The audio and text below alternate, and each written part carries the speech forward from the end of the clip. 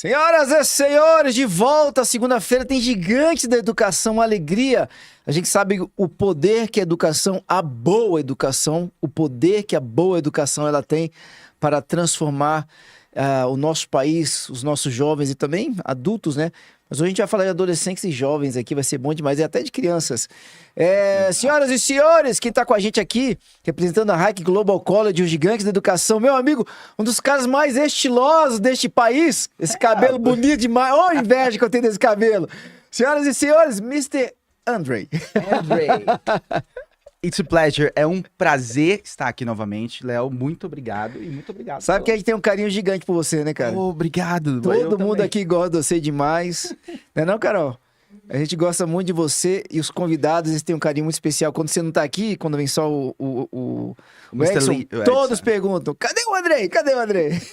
Where's Andrei? Irmãozão, o que as pessoas podem esperar a cada segunda-feira aqui do Gigantes da Educação, daquilo que fica gravado também? Assim, toda segunda-feira, pessoal, Gigantes da Educação, a gente vai trazer um dos grandes players da educação aqui de Brasília, trazendo um pouco mais do aspecto pessoal. Até porque, às vezes, tem vários momentos, vários podcasts em que isso não é abordado, né? A história, um pouco de algum tipo de acontecimento que rolou lá na infância, a gente gosta de puxar isso, né? Algum tipo de coisa assim. E toda segunda-feira, ao meio-dia, vocês precisam sintonizar nos Gigantes, tá? Maravilha. Pra quem não pega no ao vivo, por alguma razão, fica gravado, não é isso? Fica gravado no Gigantes da Educação, tanto no YouTube como no Instagram e também no Spotify. Depois você me ensina a falar Spotify. Ah, falei direitinho. Como é que fala podcast? Podcast. Ô, Andrei, estamos com um gigantesco da educação aqui. Exato, professor. Esse cara, com a turma dele, fez um barulho aqui em Brasília uma época e esse barulho ecoa até hoje, com um nível de qualidade absurdo na educação.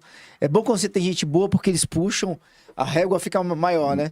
Eles puxam, quando o pessoal fala na gíria, o sarrafo pra cima.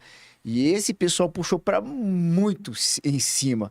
Você quer fazer as honras? Professor Toshio Nakamura tá aqui com a gente. Uma honra, professor, novamente poder recebê-lo.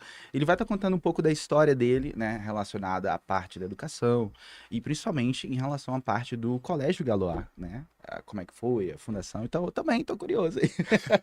Professor Toshio, senhoras e senhores, uma alegria estar recebendo aqui. Ele é um dos fundadores do Colégio Galois, que é um dos grandes colégios aqui de Brasília. Vamos dar as boas-vindas para o professor Toshio Nakamura. Seja muito bem-vindo. Muito prazer grande recebê-lo aqui. Muito prazer. É uma honra fazer esse programa com vocês. Maravilha. Ô, professor Toshio, a gente pode começar um pouquinho com a tua história? Claro. Você é daqui de Brasília mesmo? Você veio de fora? Não, eu sou de Marília, estado de São Paulo, né? E depois para fazer a faculdade, eu fui estudar em Campinas. E aí, quando eu acabei largando a engenharia, que eu vim parar no Centro-Oeste. O senhor vai para a faculdade para fazer engenharia o quê? Civil? Engenharia elétrica. Elétrica. É. O senhor interrompeu. Foi para matemática ou não? Não, eu fiz a faculdade de engenharia elétrica até o penúltimo semestre. Não é? Nono semestre, no caso, né? E em seguida, nesse mesmo período, eu também fiz vestibular para matemática, né? Porque eu já sabia que eu não queria engenharia e queria matemática. E aí... Tá, mas o senhor fez o vestibular durante a graduação? Sim. Tá, ok. O senhor não estava se encontrando, não, isso aqui não é o que eu quero. E aí eu vim parar no Centro-Oeste. Primeiro vim parar em Goiânia, né? E lá em Goiânia eu comecei a dar aulas particulares tal, e como eu conhecia muita gente, que eu já tinha passado muitas férias lá, aí algumas pessoas, alguns amigos que eram bastante poderosos financeiramente, eles tinham filhos que estavam fazendo vestibulares, né? E aí pediram para eu dar aula, e aí ele foi um passando para outro, e aí quando eu vi, eu estava com muitos alunos, né? E eu falei, mas eu não posso ficar só com aulas particulares. Nessa época você estava com que idade, Toshio? Eu estava com 20, isso foi em 81, Então eu estava com 23 anos. Bem jovem. É, Bem jovem. Saiu de Marília, com 23 anos, encarou Goiânia. Vocês tinham família em Goiânia? eu tinha irmão e irmã. Ah, tá ok. Vamos dizer que de certa forma estava em casa também. É, Goiânia, ô lugarzinho bom pra morar, hein, doutor? é bom. Não, Toshio. Bom demais. Bom demais. E aí você começa então a dar aula preparando esses jovens para o vestibular. Sim, e aí as escolas de Goiânia ficaram sabendo por meio dos alunos, né, que havia um professor que eles aprendiam muito e tal. E aí as escolas começaram a me convidar para dar aula. Para ser professor ou ir No colégio. do nível médio? No ensino médio. Olha só. Na verdade, no cursinho, né? Tá, na preparatória já cursinhos. pro vestibular. Exatamente. Só um parênteses aqui, se eu tiver errado, você pode me corrigir, por favor. Pessoal, só prestando atenção que quando a gente tá falando lá dos anos 80, não tinha essa quantidade de faculdades que tem hoje. Todo mundo tava mirando, era a faculdade federal, porque era quase isso que só tinha, né? Então Exato. as opções eram muito pequenas. As particulares que haviam eram, por exemplo, católica, né? Uhum. Eram poucas universidades particulares. Aqui em Brasília havia algumas como CEUB, UDF. Católica, né? Eu acho que a UPS. Tinha na UPS época, também. né? A UPS. Tinha UPS. Mas era isso, dá pra contar nos dedos de uma mão só. É.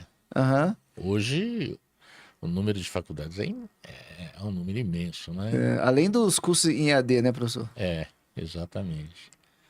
E a concorrência hoje, ela não é tão grande em função disso, do número de vagas, que é muito grande, né? Mas naquela época, os estudantes que realmente queriam ter uma profissão mais, digamos, eles queriam ser mais bem-sucedidos, eles sabiam que tinham que fazer uma UNB, né? Uma federal. Eles tinham esse objetivo mesmo. Quanto tempo eles passavam naquela época estudando, né? Hoje a gente tem uma média, não sei, de um ano e meio, dependendo do curso. Quanto tempo eles passavam estudando, digamos, para os cursos mais concorridos da época, que continuam hoje também, né? Medicina, Isso daí direito. depende muito da capacidade do próprio aluno. Sim. Por exemplo, é comum encontrar aluno que formou o terceiro ano, já passa no curso que ele quiser. Uhum. E não importa se é em Brasília, em São Paulo, no Rio, né, no ITA. Então ele faz o terceiro ano e já passa. Mas alguns, eles têm uma certa dificuldade e acabam demorando. Uhum. Eu tive aluno que chegou a demorar 7 anos para passar em medicina. Nossa, como é que a pessoa tem certeza daquilo que quer? Impressionante. Era realmente, ele queria aquilo mesmo. 7 anos fazendo cursinho significam 14 pré-vestibulares, 14 cursinhos. Verdade. Olha que coisa impressionante. Imagine, 7 anos fazendo cursinho, nesse período ele poderia ter se formado em medicina, que são 6 anos. 6 anos. É muita persistência. É muita persistência. E hoje é um grande médico. Ah, que bacana. Olha só. Isso é uma referência interessante para pessoas não desistirem daquilo que são seus sonhos, seus projetos, né, professor? Exatamente. Professor, qual que é o segredo? Primeiro, assim, matemática. Eu queria, não sei, primeiro a tua opinião sobre por que matemática é um grande desafio no Brasil e em boa parte dos países também, se não em todos, não sei dizer. Para os alunos é tão desafiador a questão da matemática. E qual que é o segredo para poder ir bem em matemática? Olha, desde que eu me conheço como estudante, né? Então, eu percebo que aqueles alunos que têm dificuldades em matemática, eles foram, desde criança, doutrinados a achar que matemática é uma coisa difícil. Ah, tem uma questão cultural aí, então. Então, a matemática, se você começa a mostrar pro menino o raciocínio lógico, provavelmente ele vai desenvolver sim, não é? Por quê? Para não desenvolver isso, a pessoa tem que ser meio assim, desprovido de inteligência. Uhum. E isso não ocorre. Então, Uhum. em geral, os meninos têm toda a capacidade de aprender, né? Então, muitas vezes falta a base também. Então, se o menino estudou numa escola que não trabalha raciocínios lógicos, provavelmente ele vai ter dificuldades em matemática. Ou seja, a forma como a matemática muitas vezes é apresentada pode ser um problema, então. Sim, sim. E isso muitas vezes depende também dos pais, né? Os pais, principalmente hoje, com o problema dos celulares, Sim. se os pais deixarem os filhos com celulares, com certeza esses meninos aí não vão ter um bom desenvolvimento na parte educacional, ou seja, na parte de disciplinas mesmo. Eu ia perguntar a respeito disso exatamente. Você entrou num ponto eu ia entrar. Eu tô com um menino de 9 anos de idade, né? Teu Davi, filho. meu filho, pequenininho. Fala, Davi. E ele tá no 5º ano e ele tá vendo assuntos que eu fui pegar para estudar com ele matemática. Eu falei assim: então, Davi, eu acho que aqui eu não vou conseguir te ajudar. Eu ajudava ele nos anos anteriores. O que você acha que os pais podem procurar? Porque eu já consegui identificar a dificuldade dele, né? E estou trabalhando em cima, e ele gosta de matemática, né? Ainda bem. Como que os pais podem identificar, digamos assim, a dificuldade do aluno em matemática? E muitas vezes até os pais também têm dificuldade em matemática, né? E eles podem, de alguma forma, ajudar o aluno, eu não sei como, estou realmente perguntando, jogando ideias, nesse ponto, nesse quesito. O que você acha, professor? Bom, em relação a pessoas que têm dificuldade, não é? Por exemplo, na família, às vezes o próprio pai ou a mãe nunca gostaram muito de matemática, tem dificuldade ou não tem um caminho para ensinar, não é? O ideal é que o menino comece a fazer exercício de repetição. Matemática é repetição. Você só vai aprender matemática fazendo muitos exercícios, não é? Porque a partir do momento que ele aprende esse mecanismo, muitas vezes ele já começa a raciocinar. Ah, isso daqui eu posso ir por um caminho mais curto. Então ele mesmo começa a perceber essas coisas. E dentro da cabeça dele passa a ter aquele raciocínio lógico. Eu não sei se eu posso fazer até uma propaganda de Pode, uma... total, doutor. o método. Total, por favor. Veja só, um método que os alunos que têm dificuldade, eles têm melhorado fazendo esse curso, é um método comum. Eu ia Eu, perguntar. eu ia perguntar isso também do Kumon. A Kumon me parece que é a franquia que tem maior número no Brasil, sabe? Só que em Brasília deve ter vários Tem e vários várias. cursos de Kumon.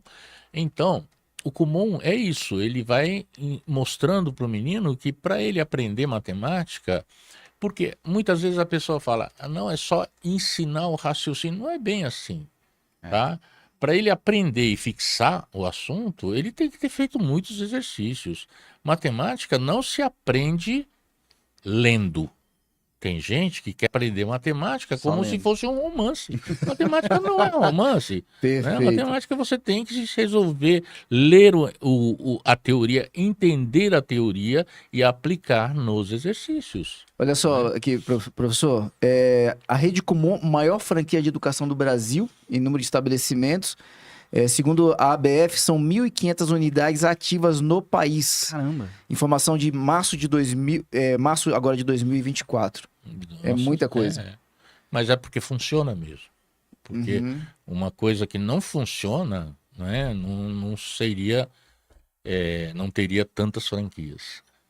No caso, por exemplo, se é um adolescente que já vem com uma dificuldade em matemática, já está no ensino médio, o senhor recomendaria uma proposta como essa do Kumon? Porque o Kumon, a proposta é exatamente essa, repetição, Sim, né? Por quê? Nem que ele faça por um ano. Tá. Por quê? Porque ele tem que ter o costume de resolver exercícios. Porque a matemática ele só vai aprender se ele tiver aquela vontade de se sentar, estudar, não é? Ninguém aprende matemáticas sendo um menino que não gosta de estudar, que não Uhum, estuda. uhum. Ou seja, a primeira proposta é o quê? Então, criar-se um hábito do estudo. Exatamente. Precisa ter o hábito de estudo. Tá, aqui é uma outra proposta do Kumon, porque o Kumon se estuda até, faz exercício até finais de semana, ou seja, é Sim, diário. É muito bacana isso. é. Me diz uma coisa aqui, Toshio, desculpa se eu puder mergulhar só um pouquinho na tua vida pessoal, se a gente for demais, você sinaliza que a gente para. Em casa, vocês, havia esse hábito do estudo, parte desse teu gosto pela matemática, você acredita que veio dos teus pais para você? Veja só, o meu pai, ele nunca foi muito de estudar. O meu pai, ele veio do Japão, minha mãe também, né? E a minha mãe sempre foi muito estudiosa. Inclusive, o meu pai era de família nobre, lá do Japão, e a minha mãe era de família de operários. Olha só. Então, a minha mãe já tinha aquela vontade de vencer na vida, não é? E era uma pessoa estudiosa, era uma pessoa que era aplicada mesmo. Então, isso daí eu fui perceber com a minha mãe que o estudo era muito importante. Se dependesse do meu pai, não era bem assim, né? O meu pai já veio de uma família que não precisava fazer muito esforço, Uhum. entendeu? Então, eu vejo assim, se o menino, um aluno hoje, tem pais que facilitam demais a vida dele, provavelmente esse menino vai ter dificuldade no futuro, Uhum. né? E agora, se o menino tem certas dificuldades, não é, de financeiras e quer vencer e tem poder para se esforçar, estudar e vencer, no caso, esse menino provavelmente vai ser bem sucedido mesmo. Caramba. Porque o que eu percebo é uma pessoa para ficar boa em qualquer coisa sempre tem que ter aquela dedicação. Veja só, muitas vezes o aluno não percebe que ele adora jogar videogame, Uhum. não estuda, mas joga videogame, né? Aí, no videogame, ele é o Ás, né? Aquele cara que sabe tudo, vence qualquer um. Agora, para ele ficar daquele jeito, ele ficou bom da noite pro dia? Claro que não. É. Ele treinou muito para ficar daquele jeito. A matemática é desse jeito, né? Se você não tiver uma dedicação, você não vai ficar bom. Isso não é só para matemática, é para qualquer assunto. Você quer ficar bom em português? Tem que ser assim. Se você quer ficar bom em inglês, você não aprendeu inglês da noite para o dia. Não. Você ralou bastante, né? Então, todas as disciplinas são assim. Se você não tiver um esforço, não é? E uma certa aptidão, você não vai conseguir vencer. Eu estava comentando com o professor ali atrás, falando sobre os alunos e os profissionais que estão envolvidos com a área de matemática. Engenheiros, né, matemáticos, e é impressionante como esses profissionais têm uma capacidade de produção, muitas vezes até textual, a gente estava falando isso, É, acima do pessoal de é, humanas. inclusive, na época que eu fiz vestibular, até o ano anterior ao que eu fiz vestibular, em São Paulo, o grande vestibular se chama FUVEST, que prepara para a USP, não é? A FUVEST, antes dela, havia uma divisão de exatas, humanas e biológicas. E era o MAPUFEI, que era para engenharia, né? CECEM, que era para medicina, e CECEA, que era para humanas, tá? E aí, quando havia o vestibular, fizeram, porque quem preparava era praticamente a mesma empresa que fazia o vestibular. Eles faziam um levantamento das notas de redação de humanas, exatas e biológicas. Era esperado, teoricamente, que as melhores redações fossem da área de humanas. Entretanto, as melhores redações eram da área de exatas. Olha só. Ou seja, a questão do raciocínio lógico, professor. Exatamente, não é? Então, e as piores redações eram da área de humanas, né? Eu tive vários e vários professores, amigos, que disseram, amigos que dão aulas de humanas, história, geografia, muitos deles já disseram assim, ó, eu prefiro muito mais dar aula numa turma de exatas do que dar aula numa turma de humanas. Olha que interessante isso. Olha, a gente tem um desafio muito grande na educação. Isso leva a uma reflexão. Porque se o nosso grande desafio no Brasil é a questão da matemática, ou seja, está associado ao raciocínio lógico, a enorme maioria dos alunos tem desafio com raciocínio lógico. Uhum. Só que a gente está vendo aqui pela fala do Toshio que isso acaba reverberando para outras matérias. Sim. Ou seja, a falta de base no raciocínio lógico não é a matemática em si, pessoal. É o raciocínio lógico, que é mais amplo do que a matemática, acaba trazendo um prejuízo no todo no processo de aprendizado do aluno, então. Sim. Olha só, eu vejo, inclusive, alguns memes, tipo, eu nunca vou usar Bhaskara na minha vida, nunca A vou fórmula de usar Bhaskara. seno, nunca vou usar cosseno na minha vida. Eu vou fazer direito, coisa assim, não é? Mas veja só, a matemática, ela não tem como objetivo ensinar seno, cosseno para você. Para que existe aquele seno, aquele cosseno, aquela fórmula? Para que o aluno perceba que para desenvolver um assunto, ele precisa de ter regras, né, que são as fórmulas, as maneiras de chegar à resposta, né, e usando aquele caminho, ele vai chegar a uma conclusão. Então, isso daí é utilizar de um raciocínio que foi colocado como teoria. E usando aquela teoria, ele desenvolve chegando à resposta dos exercícios mais complicados, né? Então, isso daí, se o aluno perceber isso, a matemática vai ser muito útil para essa pessoa. O processo decisório da pessoa melhora, professor? Como? A pessoa que desenvolve a questão do raciocínio lógico e a Sim. matemática, o processo de decisão melhora? Ah, melhora em tudo praticamente. É muito interessante porque você trouxe uma fala sobre a engenharia, André, que é muito boa. E outra questão é porque os engenheiros são muito buscados para gestão de empresas. Uhum. Exato. Ou seja, foi desenvolvida essa questão mais racional dele dentro de uma visão de raciocínio lógico. Muito interessante isso daí.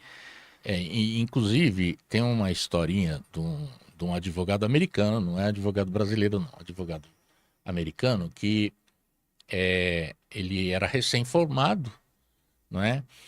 E na hora de defender uma causa, o juiz, ele sabia que o advogado era recém-formado, não é? E as pessoas que estavam presentes na hora que ele foi fazer a defesa do cliente, né? Ele falou assim: meritíssimo juiz, senhores jurados. E aí ele vacilou um pouco, tossiu, né? E voltou.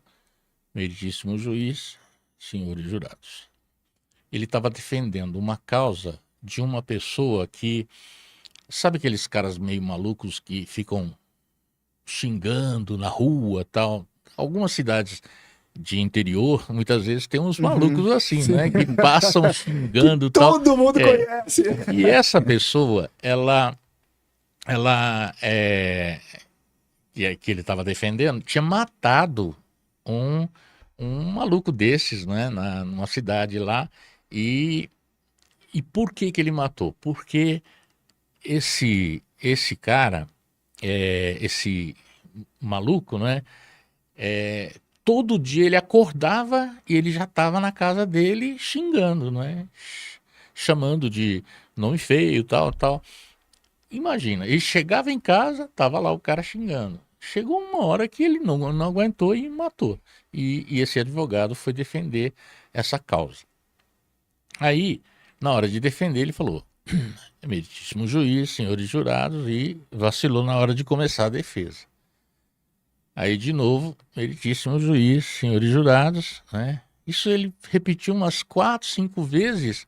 E aí o próprio juiz falou assim: senhor advogado, o senhor não vai começar? Ele falou assim: meritíssimo juiz, eu disse apenas 4 vezes e o senhor já perdeu a paciência. Olha só. Imagine esse rapaz que foi xingado por um período de 5, 6 anos. Então, ele foi absolvido por unanimidade, né?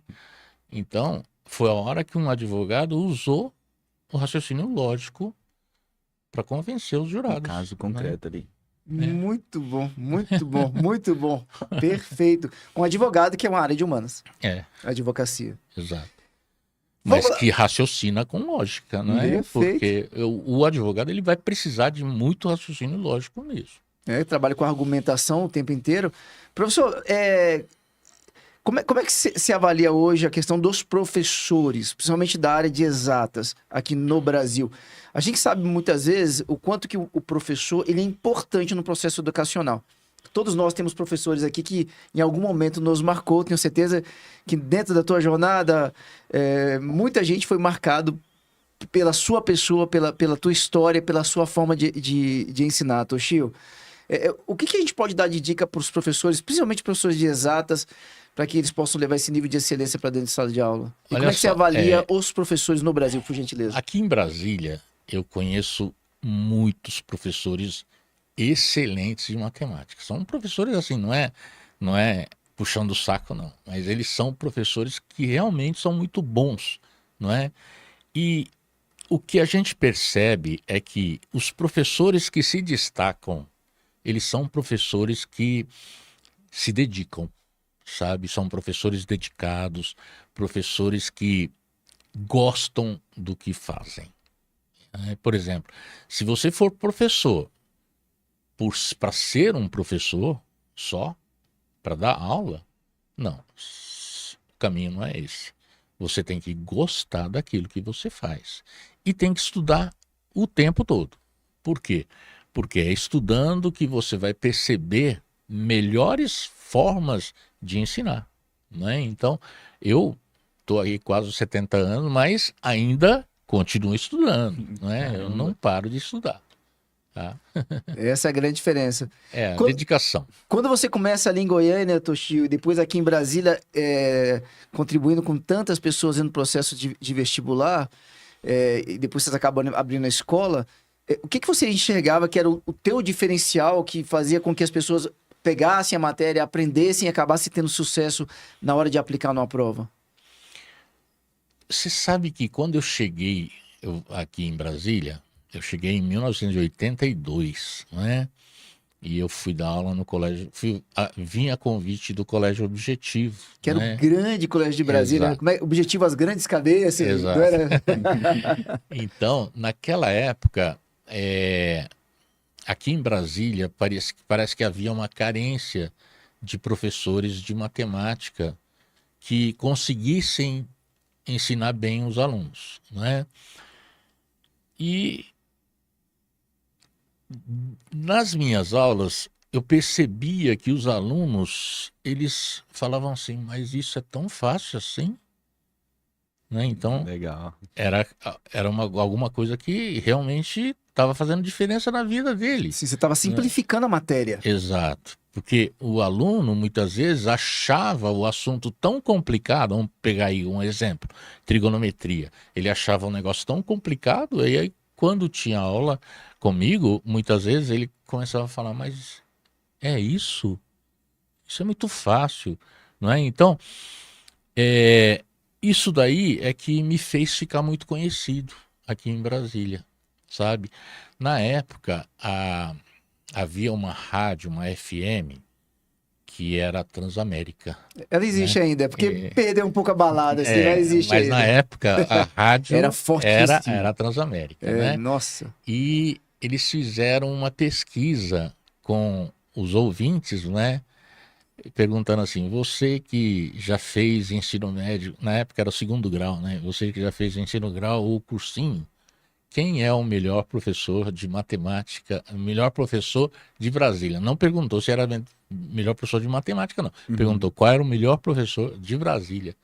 E aí eu fiquei em primeiro lugar com 70% dos votos. Caramba! Então, aí, isso daí Uma repercutiu de uma forma que foi assim.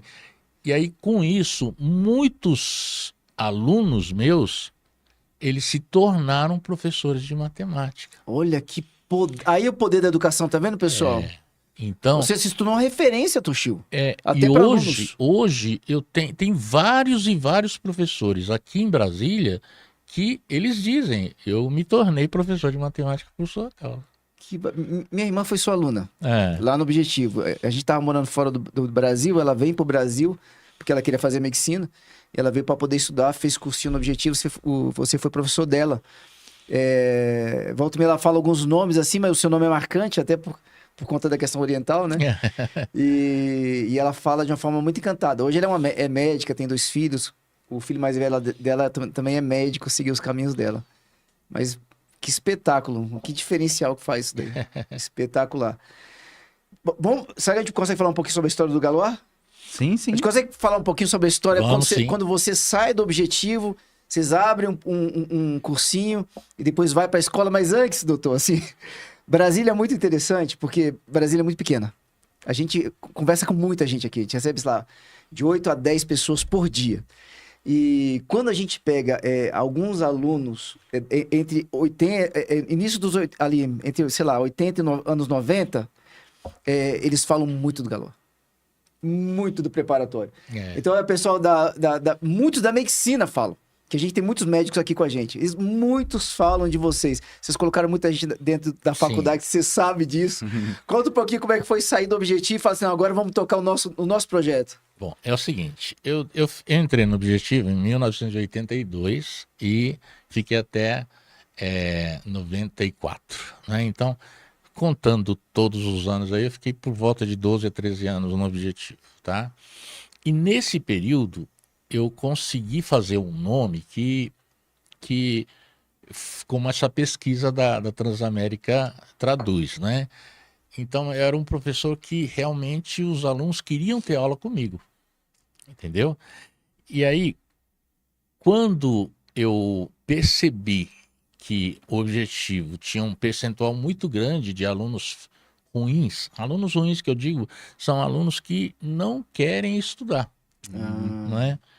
E os que queriam realmente eram por volta de 10, 15, 20%, né? Muito Então, baixo, hein, professor? Então, o meu sonho era abrir uma escola em que todos tivessem interesse em aprender. Foi quando eu saí do Objetivo, tive a coragem de abrir um curso primeiro só de matemática, tá? Uma específica de matemática. Por que específica de matemática? Porque na época o UNB era um vestibular que, bem diferente de hoje, não é? Era um vestibular que, se a pessoa fosse bem em matemática, ela fazia por volta de 50% da pontuação necessária para a medicina. A nota de corte de medicina na época era por volta de 400 pontos, né? Se a prova de matemática fosse meio complicada, e era, né? A pessoa indo bem em matemática, ela faria por volta de 200 pontos. Olha. Sendo que a nota total para passar era 400. Então, eu percebi que a matemática era o grande diferencial para passar na UNB. E aí, no primeiro semestre que eu abri a específica, nós tivemos 400 alunos. Caramba. Né? Então, é muita gente. Caramba. Então, o pessoal queria ter aula comigo mesmo. Quantas aulas por semana, professor? 8 aulas semanais. Mas aí os alunos, quando iam, eles iam o quê? Uma vez por semana, 2 vezes por semana? Não, iam 2 vezes por semana. Caramba, 400. É muita gente. E aí, disso daí, virou um cursinho também, né? Por quê? Porque os alunos que pediram, vamos abrir outras matérias também e tal, né? Aí foi quando eu abri um pré-vestibular. E aí, no pré-vestibular, a UNB começou com questões contextualizadas. Por exemplo, quem estudou há muitos anos, antes de mim, né, era aquela época de questões de matemática, eram calcule isso, calcule aquilo, e não havia texto nem nada na questão. Era calcule, resolva, não é? E aí a UNB começou a fazer uma prova de matemática que havia um texto para mostrar para que serve, ou coisa assim. Então, uma questão, muitas vezes meio complicada, tinha um texto que era meia página, Sim. não é? Então, começou com esse tipo de questão. E inventar esse tipo de questão não é uma coisa muito fácil, não é? Aí teve um vestibular que eu fiquei pensando, mas de onde que a UNB tira tanta questão inédita e questões bonitas assim, né? Porque tem que ter um grupo de pessoas elaborando um grupo muito criativo para bolar essas questões. Aí o que aconteceu? Foi o ano que começou o PAS. Começou o PAS, não, era o terceiro ano do PAS. Então havia o PAS 1, PAS 2 e PAS 3, né? PAS é o programa de avaliação seriada. Aí, num domingo, aconteceu a prova do PAS 1, no outro domingo, PAS 2 e no outro fim de semana o PAS 3, né? E no outro domingo havia o vestibular tradicional. Quando aconteceu o PAS 1, eu vi que as questões de matemática eram muito bonitas. No PAS 2 também. Aí eu falei, meu Deus, de onde que eles tiram essas questões que eu não consigo achar? E eu conheço muitos livros de matemática, né? Aí aconteceu o seguinte, eu ganhei um livro de um amigo que estava voltando dos Estados Unidos, né? Um livro de matemática para ensino médio. E quando eu abro esse livro, as questões do vestibular, Olha do só. PAS 1 e do PAS 2 ali. Eu falei, Ipsis exatamente, eles Meu estão Deus do tirando céu. daqui, não é? Aí aconteceu o PAS 3 e o vestibular tradicional na semana seguinte. Aí eu falei assim, poxa, vai cair questão desse livro aqui, no PAS 3 e no vestibular tradicional. Aí eu passei 2 dias só estudando o livro para ver de onde quais seriam as questões que tinham mais chances de cair. Aí eu vi que tinha uma questão lá muito boa para cair, não é? Tinha uma outra questão também. Então eu selecionei 5 questões desse livro, porque eu não tinha como resolver tantas questões. É. Aí eu já tinha terminado o assunto no cursinho, não é? Mas na última semana de aula, eu falei assim, eu vou ter que dar uma aula de revisão para esses meninos, né? Aí eu entrei no lugar de um outro professor, um professor de química, entrei no lugar dele, eu falei assim, gente, eu já havia me despedido de vocês, mas eu voltei porque eu sonhei com certas questões de matemática. Eu já floreei, né? E aí, as questões eu nem mandei digitar, eu fiz à mão livre mesmo e xeroquei. Entreguei para os alunos, não é? E resolvi essas questões durante essa aula. No vestibular, havia 2 questões iguais. Olha só. Isso daí gerou uma fofoca na cidade que todos os alunos ficaram sabendo que o Toshio sonha com as questões. Não é? Então, veja só, a propaganda.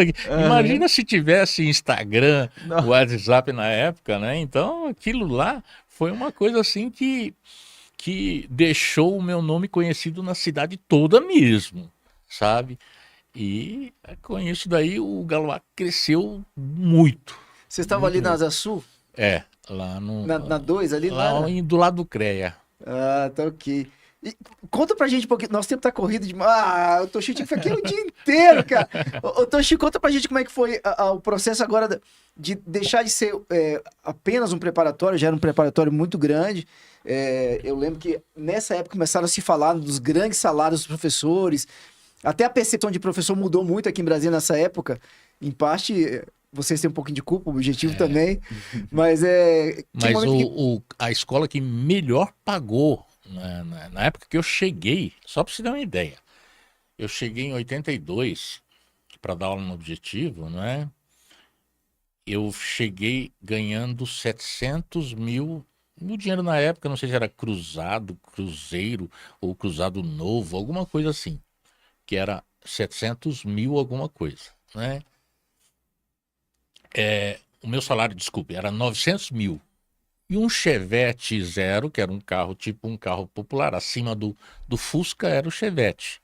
O Chevette custava 700. Eu ganhava mais do que um carro por mês.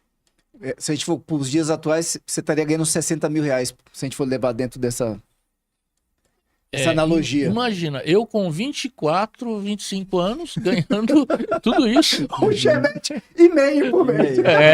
Quase meio. Caramba! Olha que espetáculo. Professor, conta um pouquinho pra gente como é que foi essa migração de preparatória de cursinho agora para a escola.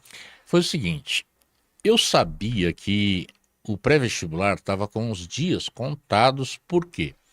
Porque havia um incentivo muito grande de abrir novas faculdades e tudo era facilitado para que abrissem novas faculdades. Pessoal, isso aqui é raciocínio lógico, viu? E aí começaram a surgir várias e várias faculdades, não é? Unieuro, abriram muitas faculdades em Brasília. E aí, com isso, a concorrência ia diminuindo. E concorrência diminuindo, o pré-vestibular, que é o cursinho, é uma coisa que iria diminuir o número de alunos, né? Por causa do número de vagas. E aí a sobrevivência de uma escola iria depender não de um cursinho, mas sim de um ensino médio bem feito para que ele pudesse se formar e já ir direto para a faculdade.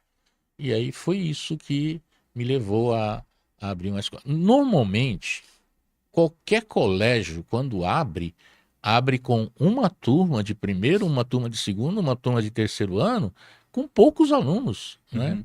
O Galois começou com 8 turmas de primeiro ano e não abrimos mais porque não havia vagas. Caramba. Meu Deus! 4 turmas de segundo ano, porque segundo ano é uma série que normalmente o aluno não sai de uma escola para entrar numa outra escola que está abrindo. Né? Mesmo assim, nós abrimos com 4 turmas de segundo ano e 6 turmas de terceiro ano. 6? Não, se no segundo já é difícil, no terceiro é mais difícil ainda. Vocês estão entendendo a lógica aqui, né, pessoal? Vai fazer o nível médio, vai na escola só. Olha que impressionante. Foram 18 turmas no primeiro ano de funcionamento do A gente está falando de mais ou menos quantos alunos por turma, professor? 50.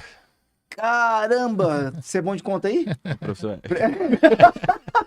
Estamos com o moço da matemática aqui. Vou só pegar aqui, professor, rapidinho. 18 vezes 50. Na frente do professor é vergonha. Cara, já abriu com quase 1.000 alunos, pessoal. Isso sem contar o cursinho, porque o cursinho nós tínhamos 9 turmas de manhã e 8 à tarde. Eram 17 turmas de cursinho. 17 turmas de cursinho, só que no cursinho cada turma tinha 60 alunos. Caramba. Vamos para a pergunta do patrocinador? Vamos para a pergunta da HTech, professor. A gente tem percebido um aumento na quantidade, no uso de tecnologia, principalmente na área de educação.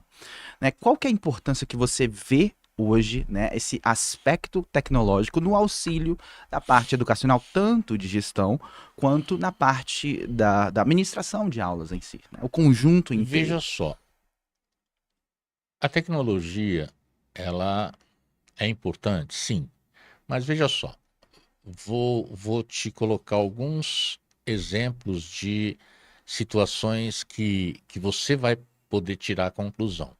No Vale do Silício, tá? Que é onde tem a Microsoft, tal, né? Os grandes empresários de lá, Bill Gates, etc., eles não querem saber de tecnologia nas escolas dos filhos. Interessante, hein? Não deixam usar celular. Holanda, Dinamarca, Finlândia, onde a educação é de primeiro mundo, onde a educação é muito levada a sério, o aluno não pode nem entrar com celular na escola. Por quê? Porque a tela vicia. E isso tira a atenção do aluno. Então, a tecnologia é tipo uma calculadora. Por que que a calculadora você não pode usar até o ensino médio? Não pode, a direção é essa, professor. É. Ok. Então, a calculadora não pode ser usada, por quê? Porque até o ensino médio você tem que aprender a fazer contas. A calculadora é um direito que você adquire ao entrar na faculdade, Legal. não é? Então, até lá, você tem que aprender a fazer contas. E aprender a fazer contas faz desenvolver o raciocínio também, Uhum. né? Então, isso é uma coisa importante. Então, tela é uma coisa que vai travar o desenvolvimento do aluno, pelo menos até que ele tenha uns 18 No anos período de idade. inicial. É. E hoje, com o Instagram, com o WhatsApp, né, as redes sociais, tem gente que é totalmente viciada e fica 4, 5 horas seguidas na frente do celular, até a bateria acabar.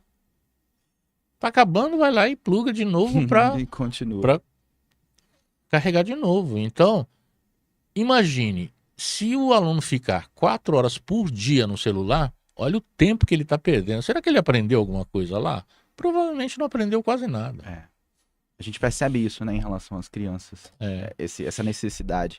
Uma criança de 2, 3 anos, se você der um celular para distrair essa criança, ela vai ficar sem chorar, sem comer e vai ficar vidrada naquilo durante 2, 3 horas tranquilamente.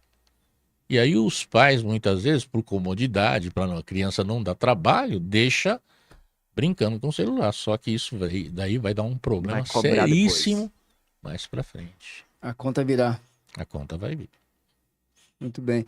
Falando sobre a tecnologia quando é utilizada na área da gestão da escola, professor, para lançamento de notas, acompanhamento dos alunos. Sim, isso daí pode ser positivo? Sim, é positivo demais. Uhum. Por quê? Porque vai economizar muito tempo também, não é? Então, a gente precisa disso para... Acho que todo professor tem que ter o computador, né? E eu, por exemplo, escrevo um material. Então, como eu escrevo todo o material de matemática, eu tenho que saber digitar não só os textos. Eu preciso saber fazer desenho, que eu faço no CorelDRAW. Eu uso o MathType, que é a parte de equações, não é? Então, a gente tem que saber mexer com o computador, sim. Muito bacana. Então, Chico, a gente está quase terminando aqui. Posso fazer uma última pergunta? Claro. Cabe? Você forma professora de matemática? Como? Você forma? O Toshio é multiplicável? Você forma outros professores? Olha, aqui em Brasília tem muitos professores que se tornaram professores por influência minha. Mas o senhor chega a dar aula para formar professores ou para aperfeiçoar professor de matemática? Já te procuraram para isso? Já. Mas no início do Galois, o curso curso de matemática específica que era um preparatório para o vestibular, para a matemática do vestibular, muitos professores que já eram formados iam se aprimorar fazendo o meu curso. Olha que... Eles iam lá e se apresentavam ou não, professor? Se apresentavam. Olha que bacana. E eles Isso falavam, é muito bacana, professor. E eles falavam assim, Brasília precisava de algo assim. Por quê? Porque o professor se forma e esse professor não está preparado nem em conteúdo e nem didaticamente para dar uma aula. Então, ele vai aprender a realmente dar aula depois que aprender mais conteúdo e aprender a didática dos professores. Parabéns, professores que fizeram isso, hein? Parabéns, porque é um ato de humildade, de grandeza. Professor, quem hoje quiser tá tendo aula contigo, tem que ser aluno do Galois. Tem que ser do nível médio. Hoje não tem mais preparatório. Não. Estamos com um problemão, hein, pessoal? Problema bem resolvido. Só você se matricular lá no Galois, tá tudo resolvido. Mas se for professor, não tem mais como. Não tem como. O senhor não oferece aulas online? Não. Esse não é o Mas interesse que o senhor o meu tenha? filho, né, que é professor também de matemática, Olha aí. o Pedro Nakamura, inclusive os alunos gostam muito dele. Tem que chamar ele, cara. Ele insiste que eu grave aulas para colocar no YouTube. Ô, Pedro, tamo junto nessa, meu É, Pedro. Pedro. A torcida tá aqui também, né? Não? Pega o teu telefone aí que ele vai tocar, viu? Nossa torcida também, professor, porque aquilo que é excelente, a gente fica sempre torcendo para que possa ser multiplicado. Você sabe que eu vim para cá preocupado com essa entrevista, né? E, poxa, estou sendo entrevistado com duas pessoas tão simpáticas e que me deixaram bem à vontade aqui. Pô, foi um prazer muito grande. A gente que Prazer ficou feliz em nosso. receber. Quem vai passar palavras finais, querido? Eu queria agradecer o professor pelo tempo dele, né? A gente sabe que hoje, inclusive, é o primeiro dia que o Galois tá de volta às aulas, então tá bem corrido. As aulas mesmo Semana que vem, né? são dia de quarta-feira. Quarta-feira. Ainda hoje e amanhã são reuniões Pedagógicas, né? Então, a gente sabe que tá um pouco corrido. E só comentar a respeito, né, quem também patrocina, além da GATTEC, é a Hayek Global College.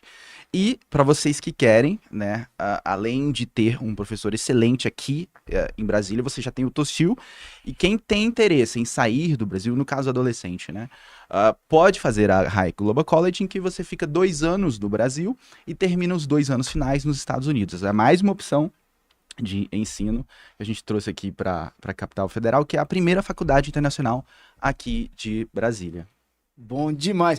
Toshio, quem quiser te conhecer um pouquinho, quem quiser conhecer a escola, tem contatos pra gente? Sim, o meu Instagram é toshio.nakamura. Tá? Pegou aí, pessoal? Toshio é T-O-S-H-I-O, ok? Tá na tela aí pra quem estiver É um acompanhando. Instagram aberto.